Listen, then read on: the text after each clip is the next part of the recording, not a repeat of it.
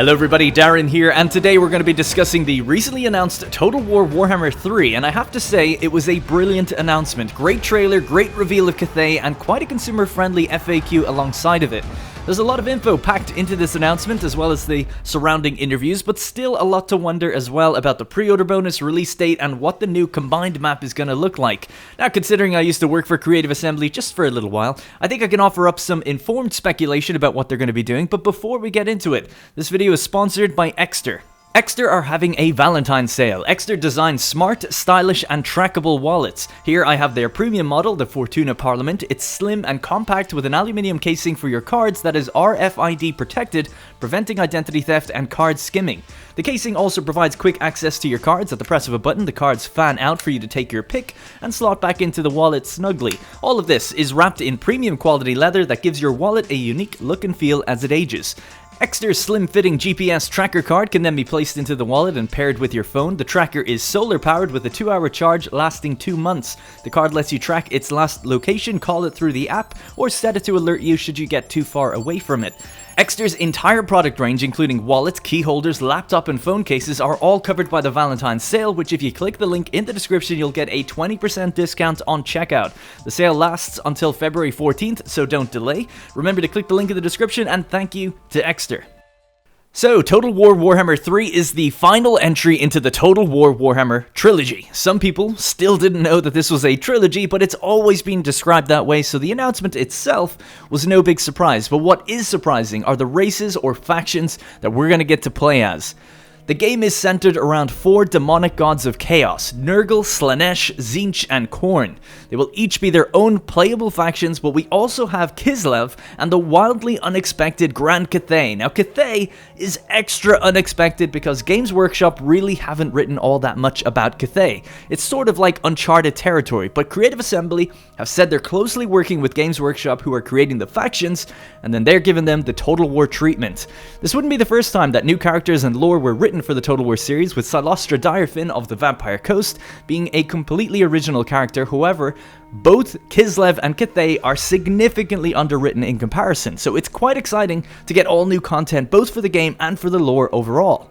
Now, I'm not a huge lore guy. Instead, I'd refer you to someone like Milk and Cookies on YouTube, who may be able to do a deeper dive on the lore itself, but Cathay presents a really interesting technical challenge for Creative Assembly when it comes to the combined map, which I find super interesting. So let's discuss the combined maps and how it's all going to work in Warhammer 3. So we know that if you purchase Warhammer 1 and Warhammer 2, you get access to a Warhammer 2 DLC called Mortal Empires, which is essentially a sort of combined map of both games. Now I say sort of because it's not actually a true combined map. Large areas were cut off, such as the western coastlines of Naggarond and Lustria and the southern coastlines of Lustria and the Southlands.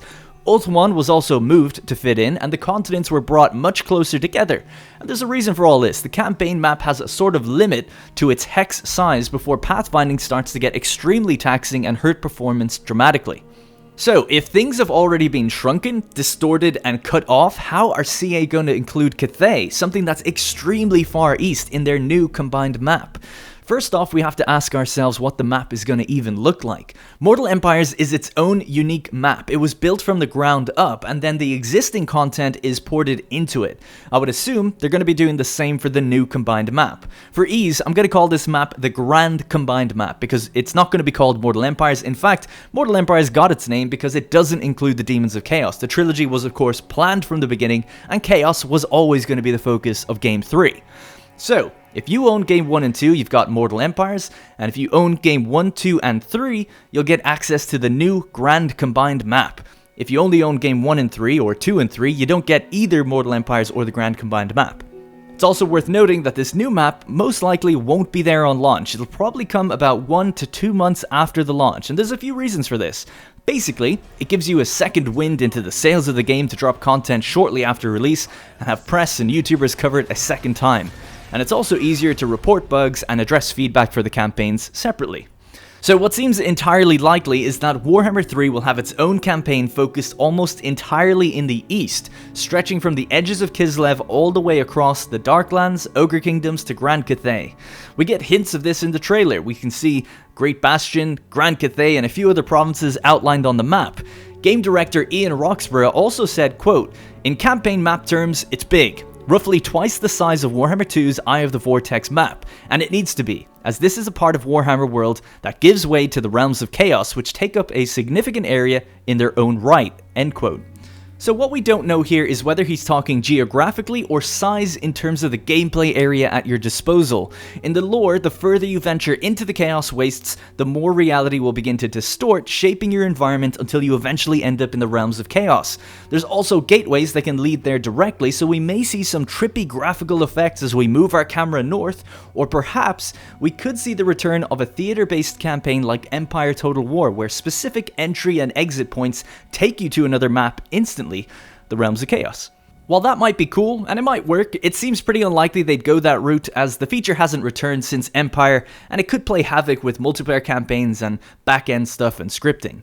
Either way, it sounds like you're going to have a very large playable area, and here's my best guess as to what it could look like geographically. Now, of course, with CA's other maps, they move stuff around and shape it to fit their needs. It doesn't always look like this kind of world map, but this is just a good reference to use.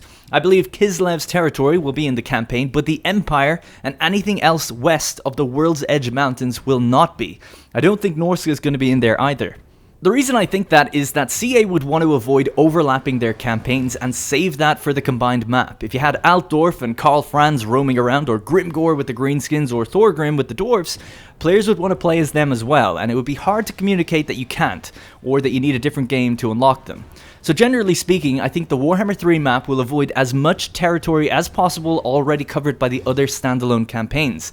This isn't to say that you won't see Dwarfs, Greenskins, or Empire settlements, it's just that Legendary Lords won't be there, just like with Warhammer 2's Vortex.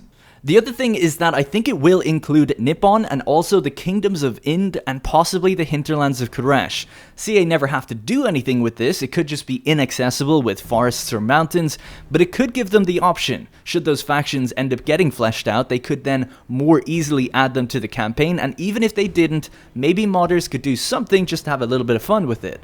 If they didn't include it, they don't really get the option, or they'd have to do a big map expansion like they did with Warhammer 2, which is possible, but definitely requires a lot more work. It was only possible before because they optimized Warhammer 2 greatly.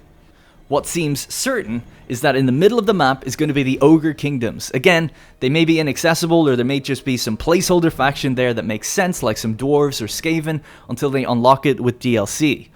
This, of course, brings us to the matter of the pre-order bonus. Now, personally, I don't think it's going to be the Ogre Kingdoms. I think that race is just far too unique in terms of the assets needed to create it to be a pre-order bonus. Instead, Ogre Kingdoms will probably end up being the first race pack post-launch. So, CA have said that the pre-order will be a race pack, but unlike with Warhammer 2's pre-order Norska, it's not actually going to tie into the previous games. So this is a much more traditional day one DLC pre-order that will just only work with Warhammer 3. Now, a lot of people don't know how this sort of thing works. Essentially, the game will have a separate budget to the marketing budget. Using fake numbers, we're just going to say that the game has a budget of $10 million, and the marketing has a budget of $5 million. Marketing will take something like $1 million and pay it into the game budget in order for the developers to make them something for the pre-order.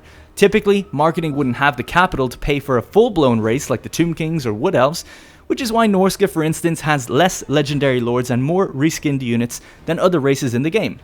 It's also cheaper than the other race packs to reflect that. If this remains true, I think it's much more likely that the marketing team could afford something like Chaos Dwarfs, as even though they are a unique race in their own right, they'd share a lot of assets like animation rigging and some of the Chaos assets that are already going to be created or will be created for Warhammer 3. So in my opinion, it seems logical that Chaos Dwarfs will be the pre-order bonus. I had thought that it would be Dogs of War if it was going to tie into Warhammer 2 as well, but seeing as there's no mention of this pre-order tying to Warhammer 2, I think it'll be Chaos Dwarfs. The only doubt creeping into my mind about that is that it is a lot of chaos. In some ways, I'm not sure a Chaos Dwarf is much of an incentive to pre-order versus the bigger, more badass Chaos Demons already in the game, but we'll have to see. Also, I don't mean to offend anyone who likes Chaos Dwarfs, I'm just saying, for the casual out there, I feel like Chaos Demons are probably a bit more badass. So, what about the Grand Combined Map? Well, as I said earlier, it probably won't come for a month or two after launch, and here's what I think it's going to contain. Of course, Things may be distorted or squished a bit together as we've seen with Mortal Empires, but considering the fact that Mortal Empires was optimized to run way better, and Ian Roxburgh is out there saying that the main campaign is going to be twice as big as the Vortex, it stands to reason that this map is feasible. However, while geographically it might cover this large area, some of the more minor provinces may get merged and some towns removed. Hopefully nothing too dramatic, but I think it's to be expected that not everything you know in the current Mortal Empires will be there in the grand combined campaign. Of course, all the legendary lords will still be there, but some of the more minor factions and less notable settlements may fall away. In this version, I've included the coasts of Cathay and Nippon, but I also think it's entirely possible that the entire area may just be removed, and instead, the Cathay legendary lords be relocated nearer to the Dragon Isles, or the province we see called Path to the East. Again, this happened with Mortal Empires. Half of the Southlands were missing, and the entire west coast of Lustria and Nagarond too. Lords were shifted and relocated to fit where they could. While I hope this happens as little as possible, at a certain stage, it's kind of inevitable. Creative Assembly could include the entire geographic map, but you might then have to reduce areas to just one town, similar again to Empire Total War just having Paris in France, for instance. Or you could go with a bigger playable area, but cut some geography off. It's a tough balance, but the real big surprise would be if they did manage to fit it all in with new optimization tech. We'll have to wait and see, but hopefully CA can be more transparent about this before launch, as previously, we didn't even see Mortal Empires until after Warhammer 2 was out, which to me was not very consumer friendly. Speaking of consumer friendly, Warhammer 3 will release on the Epic Games Store and on Steam at the same time, and also feature cross-platform multiplayer, which is great to see. The only caveat here is that the storefronts won't really talk to each other, so if you've already bought Warhammer 1 and 2 on Steam, you're kind of best to stick with that platform if you want to play the combined map. I know this isn't really an issue for most people, but there's always someone out there who gets caught with that kind of thing. Another piece of good news is the pre-order bonus. Whatever it will be, it'll also be free if you just purchase within the first week of the game being out, so plenty of time to check reviews and see the gameplay. Lastly, I thought I'd just share my thoughts on what Warhammer 3 needs to deliver to truly make it a great Total War game. For me, they need to overhaul sieges. It's one of the most repetitive aspects of the game, and I know CA want to be able to work on it. They've had lots of time to hopefully build new siege maps and also take it a step further.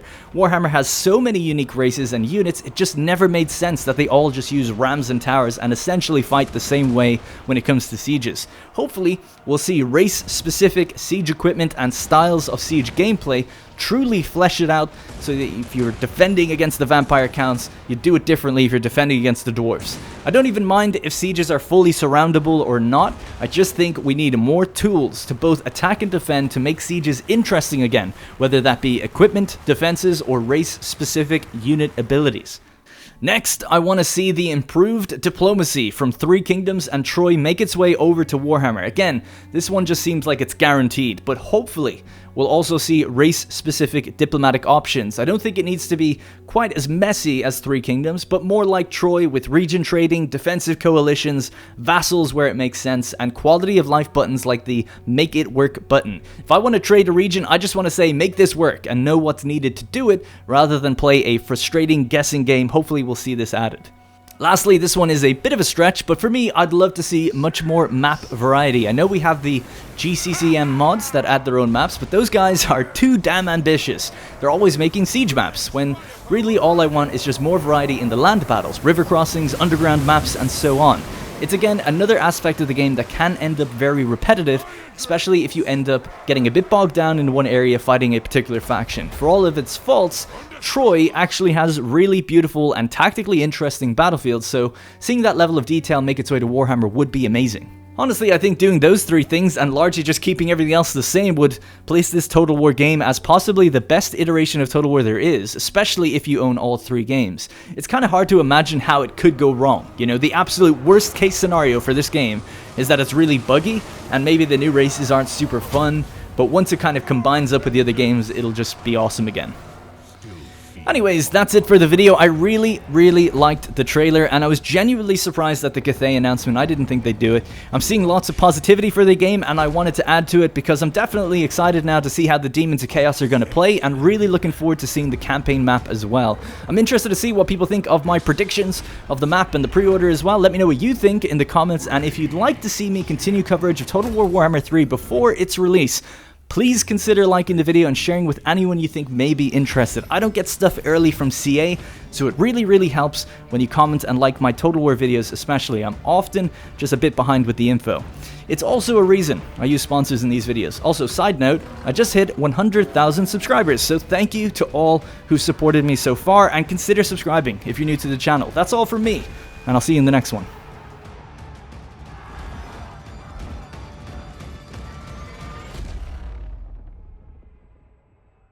Hey guys, thank you very much for watching, and remember, if you want to support this series directly, you can click the join button to become a channel member. Doing so will get your name in the credits, as well as loyalty badges and emotes to use in the comments. If you don't see the join button, it means the video has been copyright claimed, but you can still join from the channel page on desktop. You can also link your account to our Discord to get a special role on there that will give you access to the Senate House and a few other perks.